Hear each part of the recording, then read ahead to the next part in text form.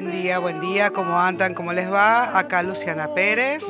Estamos hoy compartiendo la columna del Grupo de Estudios e Investigación ICEF-CURE sobre estudios en recreación sobre experiencia latinoamericana, construyendo análisis metodológico y teórico en la sublínea de recreación ambiental, campamento y vida en la naturaleza, y estaremos hoy conversando con los profesores Sergio García del Sistema Nacional para el Desarrollo Integral de la Familia en México, Fernando Valenzuela Ayala de ITESO, Universidad Jesuita de Guadalajara en México también, y con el profesor Raúl Falero del ICEF-CURE acá en Uruguay. Bienvenidos. Hola, muchas gracias. Buen día. Buen día. ¿Cómo andan? ¿Cómo les va? Muy bien, muy bien. ¿Qué tal? Buen día. Saludos desde México. Muy bien. Aquí queriendo compartir nuestras experiencias con todos ustedes. Buenísimo. Bueno, qué alegría. Bienvenidos. Bueno, y si nos quieren compartir qué es lo que vienen haciendo respecto a esta línea que tiene que ver con la recreación ambiental, campamento y vida en la naturaleza, si nos quieren contar de qué se trata este grupo de estudios, estas experiencias que se vienen llevando a cabo tanto acá en Uruguay como en México, si se quieren presentar con su nombre y contar un poquito su experiencia. Bueno, empiezo quizás yo. Acá habla Raúl de Maldonado, de la Instituto de Educación Física. Y bueno, les comentamos un poquito que la propuesta inició en el 2019, a principios del 2019, creando un grupo y un colectivo que pensara, que nos ayudara a pensar y a sistematizar un poco la recreación ambiental, las vivencias de campamento o las experiencias y el contacto en ese sentido con la naturaleza en general. Nosotros a veces le llamamos vida en la naturaleza, pero también tiene que ver con el contexto general de la naturaleza y el contacto del ser humano o de la humanidad con el contexto en el que vive. Y representado a través de las diferentes propuestas y actividades que desde las profesiones y desde nuestra formación como docentes vamos permitiéndonos a nosotros y vamos creando. Entonces, en ese sentido, también es la idea de encontrarnos, de dialogar, de estudiar, de ir pensándonos juntas y juntos para que también en la educación y en los centros educativos cada vez se pueda valorar más el uso de estas expresiones que hacen a la vida cotidiana de muchas y muchos de nosotros. Buenísimo, muchas gracias, Raúl. Ahora, si quisiera presentarse Sergio. Claro, buen día a todas y a todos. Yo soy Sergio García, soy licenciado en Cultura Física y Deporte. Actualmente vivo en el Pacífico Mexicano, en la ciudad de Mazatlán, Sinaloa, México. Y desde hace algunos años me dedico a la organización de campamentos para el gobierno federal. Es una institución que se dedica a realizar junto a las esposas de los gobernadores y la esposa del presidente del país, actividades de asistencia social. Vamos muy encaminados hacia el derecho de los niños, las niñas y los adolescentes, así como personas con discapacidad y adultos mayores, al derecho al juego y a la recreación. Venimos pensándonos junto con este grupo de compañeros sobre las experiencias que estamos viviendo y que pensamos que es muy importante compartirlas y tener pues un pensamiento quizá latinoamericano de lo que estamos viviendo cada uno de nosotros.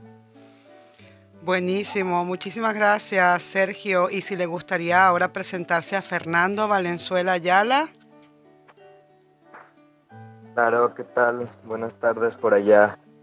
Bueno, al igual que mis compañeros, también abonando un poco a todo esto, pero yo desde una universidad, es una universidad privada acá en el occidente de México, la Universidad Jesuita de Guadalajara. Llevamos más de 6 años organizando campamentos para la comunidad, en donde abone de manera integral en su formación a los alumnos sobre todo, pero también al resto de la comunidad que son los empleados, ¿no? Y egresados en algunas actividades. Entonces eso es lo que hacemos desde acá de la Coordinación de Juego y Recreación en el ITESO. Bueno, realmente un gusto poder compartir con ustedes esta columna. Y bueno, nada, aquí, lo primero que surge preguntar es, tengo dos preguntas importantes. Una es si pueden compartir un poquito cuáles son en cada caso los ejes en los cuales se fundamentan para proponer estas propuestas de recreación y campamentos. Eso por un lado. Por otro lado, preguntarles cómo fue que se encontraron y que ahora hacen un trabajo en conjunto, y también cómo se hace para llevar adelante campamentos en este momento en el cual se nos pide que mantengamos distancia, que estemos separados, que no sabemos bien cómo. Me gustaría que nos cuenten un poquito también la experiencia con respecto a México, en qué situación están con todas estas circunstancias de la pandemia. No sé quién quiere comenzar a contar un poquito. Y capaz que empiecen ellos con México y yo les cuento un poquito acá de Uruguay después. Buenísimo. Entonces, ¿quién quiere comenzar a contar la experiencia de México? La experiencia de México en cuestión del gobierno federal. ¿Cuáles son los ejes que trabajamos nosotros? El Sistema Nacional DIF está sustentado en la Convención de los Derechos de los Niños, y ha venido trabajando muchos programas para garantizar que los niños, niñas y adolescentes, y ya en los últimos años, en los últimos 30 años, 40 años, con estas nuevas convenciones que han salido de los adultos mayores y de las personas con discapacidad, es darles a todos ellos el derecho en el caso nuestro, al juego, y a las actividades recreativas. Entonces, nos sustentamos en ese sentido, ¿no? Darle a la población más vulnerable de México, la que se encuentra en zonas rurales, la que por alguna condición de omisión, o sí pudiera ser de omisión, se les están vulnerando sus derechos. El programa de nosotros es una semana de campamentos donde las personas tienen desde este sistema de actividades cotidianas, como son la atención de sus actividades de aseo personal, de alimentación, de aseo de espacios, todo esto desde un proceso educativo. Viene también el proceso higienitista, donde vemos todo esto que tiene que ver con el cuerpo, con el cuidado, con la salud del cuerpo, con la salud física, con la salud mental, pero también vamos muy encaminados al buen vivir de las personas, trabajando valores, que es el eje principal donde trabaja el programa de campamentos desde el gobierno federal. En el caso nuestro de las actividades de campamento en esta pandemia, están cerrados muchos espacios en el país de campamentos. Ya se empezaron a abrir espacios con poca cantidad de personas, con un 40% de aforo, y campamentos privados ya están trabajando en algunos espacios, ya están haciendo actividades, sobre todo en espacios abiertos, en la naturaleza, ¿no? En el caso nuestro, del campamento de gobierno, somos 7 centros en 7 ciudades que son reconocidas por su aporte turístico, que van desde Cancún, Quintana Roo, hasta Mazatlán, Sinaloa, pasando por Veracruz, Guerrero, Nayarit, Guanajuato y Aguascalientes. Estamos cerrados por el tipo de población que manejamos, es población vulnerable. Los niños aún no regresan a escuelas, niños y niñas, entonces pues no tenemos este capital humano para poder realizar actividades. Y en cuestión de discapacidad de adultos mayores, por su condición de vulnerabilidad médica, pues está cerrado el centro para las actividades.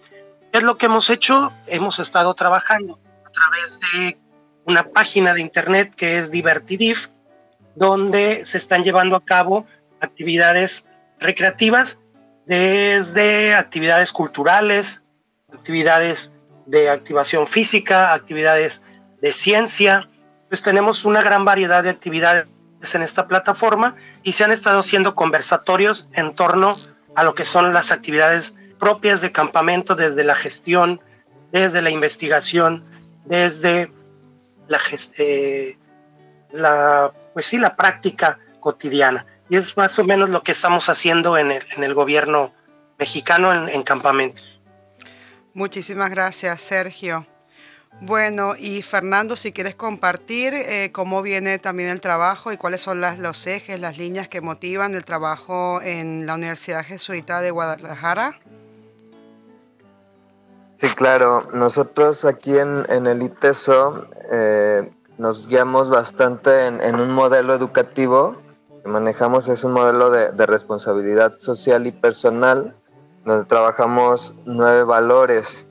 Y estos valores están integrados en nuestros programas. Al no tener, como bien lo dijo Sergio, alumnos, que en nuestro caso ya no son niños, son jóvenes, al no tener presencialidad en la universidad, también hemos tenido que adaptar algunas de las actividades que realizamos en los campamentos de manera presencial a la virtualidad. Es decir, hemos trasladado a actividades de integración y de trabajo en equipo en pequeñas sesiones con diferentes poblaciones que son nuestros equipos representativos, o algunos profesores que nos solicitan estas sesiones, ¿no? Además de eventos masivos que hemos también trasladado a la virtualidad. En nuestro caso, acá en la Universidad Jesuita de Guadalajara, el Día del Juego no lo celebramos el 28 de mayo porque el calendario no nos lo permite. El calendario escolar no lo permite acá en la universidad. Entonces, casi siempre es en el mes de abril. Esta vez lo tuvimos que adelantar a marzo, y todas las actividades las realizamos de manera virtual, a manera de retos, ¿no? Entonces, invitó a la comunidad, se inscribían y estuvieron participando, además de que estas actividades ya nos quedaron a manera de stock para poder utilizarlas en otras actividades y cumplir ciertos objetivos, ¿no? Que es integrar a nuestros alumnos. Buenísimo. Muchas gracias, Fernando. Bueno, Raúl, ¿y quieres contarnos un poquito acá en Uruguay cómo viene, cuáles son las líneas de trabajo, cómo viene desarrollándose lo que tiene que ver con los campamentos, recreación y vida en la naturaleza? Muy bien, muy bien. Bueno, ahí primero hace una diferencia con los colegas, porque en realidad en Uruguay nosotros todavía estamos un paso atrás de ellos, en el sentido, por lo menos desde la academia y de esa forma de mirar y de construir que tienen ellos en la universidad. Específicamente el instituto, esta asignatura Campamento y Naturaleza la tiene como asignatura 1 y 2, con el plan nuevo desde el 2017, y por ahora se han construido solo se ha ido desarrollando la construcción del curso, diríamos, también con las dificultades que han aparecido. Yo no estoy específicamente en este curso, pero como doy juegos y prácticas lúdicas, por ejemplo, con prácticos, también sabemos de las dificultades que han habido al imponerse cerrar las aulas y hacer todo por virtual, o la gran parte por virtual. De hecho, ahora hay una discusión para este semestre que viene, en la que el instituto está revisando el tema de la presencialidad y cómo desarrollarlo para no perder calidad en ese sentido.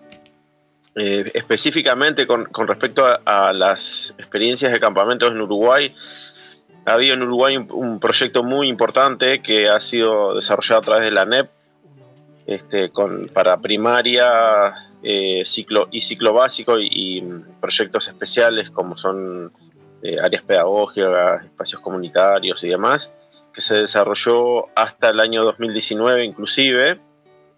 Y bueno, el año pasado ese programa estuvo en stand-by, Era el último año de licitación pública que había para ese proyecto que se llama Campamento Educativo. Es un proyecto muy grande que desarrolló la posibilidad de la vivencia en campamentos de 3 días, 2 noches durante 12 años en Uruguay.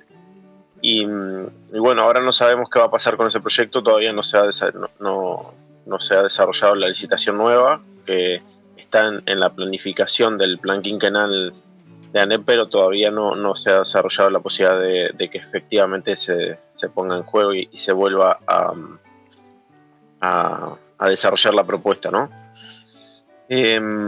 Entonces, para aclarar, los campamentos prácticos en sí mismos no se están desarrollando igual que en México por cuestiones de la pandemia. Si bien nosotros hemos desarrollado varios protocolos que permitirían por lo menos desarrollar actividades al aire libre y en contacto con la naturaleza en los centros donde se desarrollan campamentos, que en Uruguay hay varios o múltiples. Entre ellos están los campamentos estables, que son estructuras preparadas para desarrollar campamentos con poblaciones de acampantes bastante grandes, a veces hasta más de 100 personas. Y bueno, las características de la pandemia ha llevado a que eso, el temor que se tiene por el contacto social, lamentablemente ha frenado todo lo que tiene que ver con actividades al aire libre o desarrollo, porque las autoridades, bueno, también están cuidando lo que tiene que ver con todo lo sanitario. Entonces, dentro del protocolo está evitar el contacto social, y para eso nosotros, bueno, estamos muy limitados en el desarrollo. Si bien se han hecho algunas experiencias particulares en algún caso, con grupos reducidos, por supuesto, y teniendo los protocolos que son necesarios cuidar, ¿verdad? Pero bueno, todavía como organización institucionalmente no tenemos los permisos y no se está autorizando a desarrollar ningún tipo de actividades en el marco de la educación formal, por ejemplo, o no formal, que sea custodiada, diríamos, o llevada adelante en observancia de las instituciones educativas del país, ya sean primarias, a nivel medio o a nivel terciario. Buenísimo, muchísimas gracias, Raúl. Bueno, interesante ver cómo se dificulta esto de encontrarse socialmente en un campamento de la vida naturaleza con todas estas circunstancias que actualmente están ocurriendo, pero además pensando que en Uruguay todavía entonces no tenemos una perspectiva clara o concreta con respecto a la ANEP de cómo se le va a dar continuidad a ese proyecto de los campamentos escolares. A mí me pareció también muy interesante lo que planteó Sergio con respecto al trabajo basado en el autocuidado, la vida práctica, con el enfoque que plantea como higienista respecto a los campamentos, que tiene que ver con el autocuidado de las personas, adultos mayores o personas con discapacidad. Y siento que es como un aporte bien interesante del gobierno en ese sentido. Sergio, si quisieras plantear cómo se desarrolla cuando puede haber presencialidad este tipo de actividades, ¿no? Tomando en cuenta también el respeto a la intimidad de las personas, y cómo es la propuesta ahora desde el punto de vista virtual. Pues Hola. Sí. Sergio. ¿Me escuchas? Te escucho, ahora sí te escuchamos, sí. Bien, pues esta propuesta desde el autocuidado se viene realizando ya desde hace prácticamente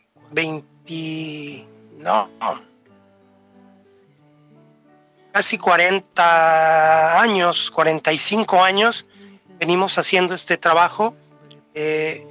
Y mucho tiene que ver con que las personas que en cierta manera asisten a los campamentos donde trabajamos, muchos de ellos en sus comunidades, por cuestiones de políticas públicas, no están dentro de los programas o de la calidad de vida que pudiéramos decir de una ciudad.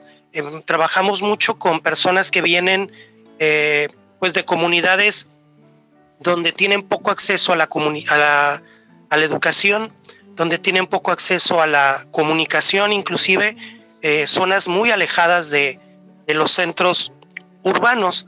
Y esto hace que en muchos de ellos las condiciones que para muchos de nosotros son cotidianas, como tener agua corriente, como tener luz eléctrica, como tener información de lo que está sucediendo a nuestro alrededor a través de la prensa escrita, la prensa digital, muchos de ellos no lo tienen.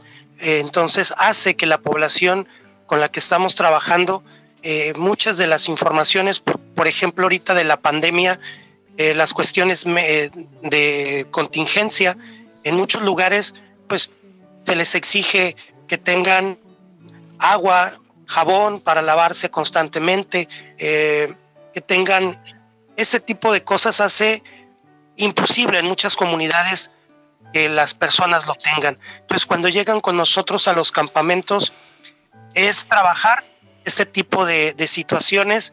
Ya en anteriores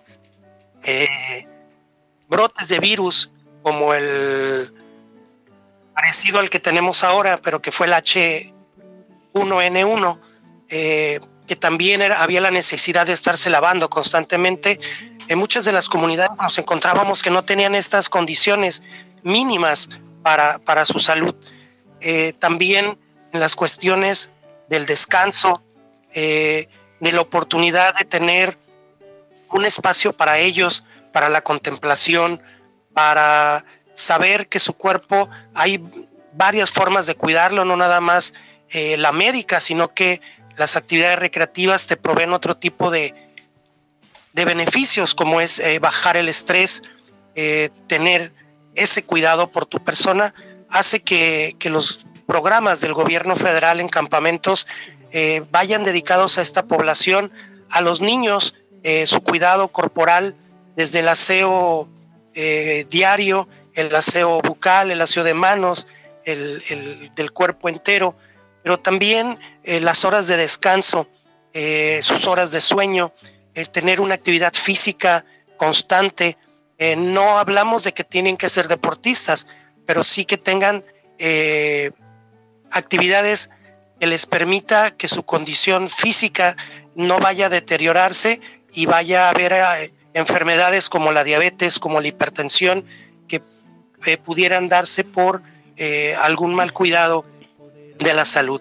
También en la cuestión mental, pues que las personas encuentren que la actividad recreativa, como puede ser el teatro, la música, la danza, una activación física moderada, puede brindarles beneficios para el estrés, para no estar enajenados con ciertas actividades, con cierto tipo de música, con cierto tipo de programas que en lugar de beneficiarte, hace que tu capacidad mental disminuya. Entonces vamos muy encaminados pues a brindar este tipo de alternativas a la población, y más que pasar una semana de diversión, de pasársela bien, dijéramos, ellos a través de la actividad recreativa gozosa de estas experiencias se llevan algo más que diversión a su vida, se llevan prácticas de higiene física y mental, ¿no? Entonces es un gran aporte que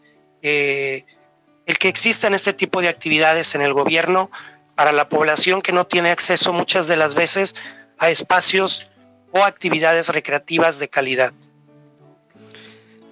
Tal cual, Sergio. Una apuesta a la salud integral desde todo punto de vista. Realmente maravilloso lo que planteas. Muchas gracias. Y yo quería también consultarle a Fernando si la propuesta recreativa de la Universidad Jesuita de Guadalajara era para los estudiantes con intención de que los estudiantes construyan un vínculo, si es parte de una formación específica en educación física. Si nos querías ampliar un poquito sobre eso, Fernando. Claro. No, nuestro principal objetivo es la formación integral de los alumnos a través de programas que faciliten el autoconocimiento y con ello el desarrollo de habilidades interpersonales y de responsabilidad social. Nuestras herramientas son el deporte, la actividad física y la recreación. Entonces nosotros adaptamos o creamos programas que abonen a ello. No es parte de su currícula, estas actividades, sino son actividades de libre elección para ellos. Entonces en nuestra tarea principal es que además de que se cumpla este objetivo, pues las actividades sean atractivas para que los alumnos y algunos empleados que también participan en ellas se inscriban a nuestras actividades. Entonces es como nosotros partimos, ¿no? Que estas actividades pues sean parte de la formación integral, además de otras actividades recreativas que comentaba el maestro Sergio, como la danza, la escultura y demás, que no le tocan directamente a mi coordinación. Hay una coordinación de arte y cultura en donde ellos ofertan todas estas actividades. En nuestro caso solo es actividades recreativas en donde exista movimiento físico, ¿no? O actividad física. Entonces ahí es donde nosotros tratamos de enfocarnos y hacia allá van nuestros esfuerzos. Buenísimo, Fernando. ¿Y es solamente para entonces estudiantes y personal que trabaja dentro de la universidad? ¿No es algo que es algo que va hacia la comunidad o tienen en algún punto un trabajo con la comunidad? Sí, estamos trabajando, colaborando con algunos programas educativos. Se les llama proyecto profesional, proyecto de aplicación profesional, que es parte del trabajo de titulación de los alumnos de todas las licenciaturas. Entonces, en estos programas nos han pedido el apoyo para capacitar a estos chicos que ya están en campo, que ya van a comunidades, sobre todo en el tema de actividades de integración, actividades recreativas, ¿no?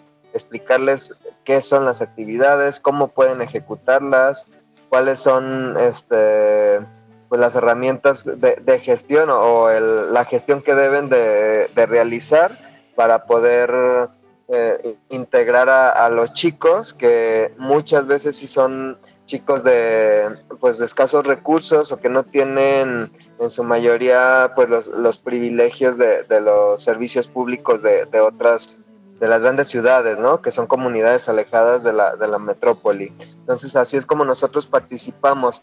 A nosotros directamente no nos toca salir de la universidad, sino que colaboramos más en capacitación. No sé si respondí tu pregunta. Sí, la respondiste. Muchas gracias. Y bueno, yo quería preguntarle también a Raúl con respecto a este grupo de estudios de investigación de los estudios en recreación sobre experiencias latinoamericanas. Si nos quieres contar un poquito, que es además el grupo de quien vino la iniciativa para esta columna. Bueno, sí, con gusto, cómo no. Primero que nada, mandarle un saludo a Rubén y a Federico, que son integrantes del colectivo del grupo también, que están ahí atentos. Rubén en Mendoza, Argentina, y Fede por acá, por la ciudad de Maldonado, ahí en estas vueltas. Con gusto le explico. Mira, la idea justamente es empezar a pensar una propuesta de grupo de estudio que tome epistémicamente cuestiones distintas a las que generalmente a veces se toma en la academia, que busque encontrar el origen del conocimiento, o los orígenes de los conocimientos, pues son múltiples y variados, desde otros lugares, otras formas. Entonces, cuando nos empezamos a pensar esta posibilidad internacional, diríamos, por habernos encontrado en otros lugares, en otras situaciones particulares de experiencias en vinculación con las actividades de la naturaleza, como puede ser el cruce de los Andes, que lo hicimos con Rubén, y Ecoandini allá de Mendoza, en encuentros de recreación comunitaria con Sergio, en otros encuentros también con otros colegas. La idea es justamente pensarnos desde nuestras propias vivencias, lo que va sucediendo, y encontrar en ellas los beneficios que ya están escritos, que ya están saludados por muchas y muchos autores a nivel mundial, pero que a veces nos perdemos en la lógica de la bibliografía y nos perdemos esto de encontrarnos con nuestras propias vivencias, nuestras propias emociones, nuestro propio cuerpo ahí en el territorio, ¿no? En esto de caminar la naturaleza, ser parte de ella y entenderla. Entonces, la propuesta era justamente empezar epistemológicamente un grupo de estudio que empezara distinto, empezara desde nosotras y nosotros para avanzar y escribir sobre, bueno, por ejemplo, ahora estamos haciendo el ejercicio de escribir sobre experiencias propias y de ahí el segundo paso va a ser destacar algunos nodos de cada una de las expresiones escritas por los que participamos en el grupo y después llevarlas a la revisión y a la mirada del arte, del estado del arte de lo escrito en el campo, que es muchísimo, es muy variado y que está influenciado por diferentes líneas y ejes de miradas y de ideologías a las que también uno se inscribe y por las que desea pasar y estar en el mundo, ¿no? Y construirlo en ese sentido. Ese fue como el desafío prioritario. A medida que vas caminando, evidentemente que en la discusión, en el intercambio y a medida que pasa el tiempo, estas cuestiones van modificándose, van agrandándose y bueno, pero como los ejes principales justamente es la experiencia de la actividad campamentil para revisar los beneficios y en ese sentido darle luz a actividades que tengan que ver y a las vivencias campamentiles dentro de la educación en general, no solo para la infancia, también para la adolescencia, también para la juventud, también para la adultez y la tercera edad, que aquí yo por suerte los colegas de México van avanzados en eso, nosotros estamos, yo diría, un par de pasos atrás, pero bueno, nos falta solo caminar, así que hay que avanzar para adelante. El aporte también creo que a la academia en este sentido, desde este lugar puede ser interesante porque va a poner en cuestión y en discusión algunas situaciones que se hacen distinto en la academia y creemos que en ese sentido podemos aportar. Y bueno, en nuestro caso particular, en la universidad, tenemos la posibilidad de abrir espacios de extensión y de investigación. Bueno, pues elegimos empezar por este lugar de la investigación y de la reflexión para avanzar después a la extensión. También hay algunos proyectos acá en Maldonado que surgieron del curso de recreación del 2018 con la idea de experimentar y desarrollar propuestas que tengan que ver con la vivencia recreativa en la universidad y en ese sentido también habla de pensar propuestas educativas que colaboren con lo académico, porque entendemos que es muy beneficioso para el estudiantado y para todos quienes formamos parte, en este caso de la sede de Maldonado. Hay algunas propuestas de proyectos básicos también de experiencias al aire libre. Y bueno, ahí se van construyendo entre algunas asignaturas de la cursada, diríamos, de la licenciatura, más algunas propuestas que estamos esperando que se puedan abrir que se abra el tema de la pandemia para poder abordarlos, a ver si se nos puede dar un huequito ahí en la extensión, que además también es difícil de competir, porque muchas veces competimos con grupos ya muy asentados, muy bien desarrollados, entonces también eso, los pocos recursos que hay se distribuyen y hacen de esto una competencia, entonces bueno, no podemos quedarnos también ahí, así que hay que avanzar y bueno, en eso estamos caminando, diríamos. Buenísimo, muchas gracias, Raúl. ¿Y cómo ves posible la creación de un programa como el que nos plantea el profesor Sergio García en México, donde se pueda pensar en campamentos y vivencia en la naturaleza para poblaciones vulnerables? Cuando hablamos de vulnerables en el más amplio sentido de la palabra, ¿cómo ves eso acá en el panorama en Uruguay, su posibilidad? Bueno, para llegar a eso estamos, como te decía recién, creo que estamos un paso por detrás. Hay que pensar la política pública en ese sentido. ahí han aparecido algunos encuentros entre las instituciones que formamos en recreación, en el campo de la recreación. Ya el año pasado íbamos a hacer el tercer encuentro entre docentes y estudiantes de estas 4 instituciones, que son, se las nombro, son el Instituto CJ, con su licenciatura en Educación Física y Recreación, la Universidad Católica con su licenciatura en Recreación Educativa, el Instituto de Educación Física, específicamente el Departamento de Educación Física, Tiempo Libre y Ocio, y la Universidad del Trabajo del Uruguay, UTU, con su Tecnicatura en Recreación. Esas son las 4 instituciones que forman docentes, educadores y técnicos en el área del campo de la recreación. Nos hemos encontrado, por suerte, Uruguay es relativamente chico, diríamos, aunque tiene distintas miradas sobre el campo. También hay instituciones privadas muy grandes o organizaciones no gubernamentales muy grandes que han desarrollado mucho las experiencias en Uruguay. Y encontrándonos con todas y todos ellos, hemos caminado en el sentido de trabajar un poco más la política pública. En Uruguay, en el periodo anterior, se intentó, al principio del periodo, generar la ley de cultura, en la que ahí aportamos algo, pero no llegó a buen puerto, eso quedó en el camino. Entonces, bueno, estamos haciendo el esfuerzo.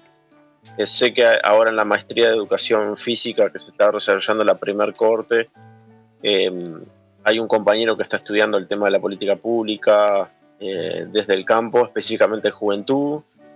Bueno, en mi caso yo estoy haciendo mi maestría sobre vida universitaria y la incidencia del campo de la recreación en ese sentido, específicamente en la sede de Maldonado, pero creo que puede aportar en general.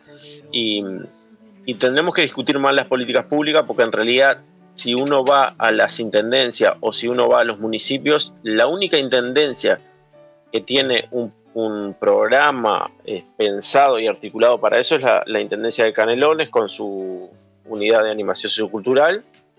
Después hay cosas muy puntuales en Montevideo, con proyectos que van más desde el área de la cultura, como el proyecto Esquina, que es un proyecto muy interesante, pero después, que yo recuerde ahora de memoria, ya no tenemos más. Entonces todavía falta discusión en el campo, y bueno, la posibilidad de la investigación y de la extensión justamente es seguir poniendo el tema en el tapete, los encuentros a nivel internacional que hay. Bueno, nosotros formamos parte, les comento también ya, de la Red Latinoamericana de Recreación, porque la intención es justamente también abrir la cancha de esos colegas que son de todos los países de Latinoamérica.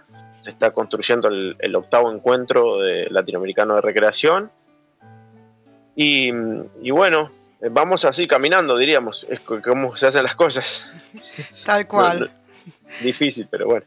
No, a propósito de las utopías, se van moviendo, se van construyendo. Y a propósito de las utopías, tenemos, para terminar, primero que nada, quería decirles realmente un honor para mí conversar con todos ustedes.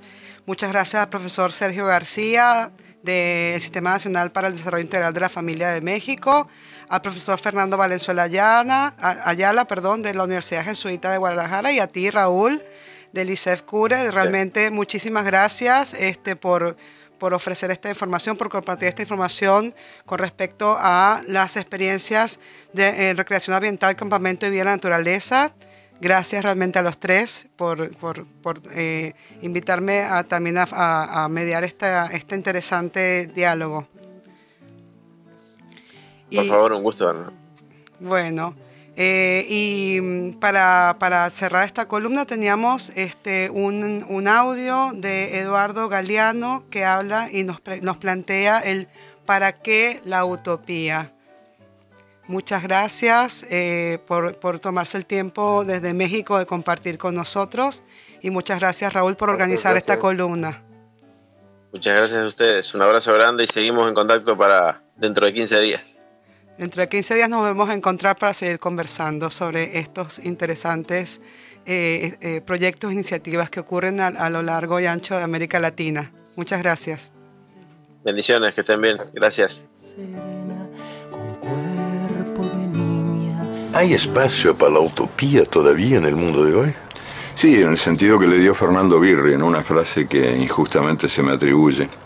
En uno de mis libros yo cité una frase de él, diciendo que era de él, pero la gente me la atribuye a mí. Bueno, pobre Fernando, pero es de él la frase.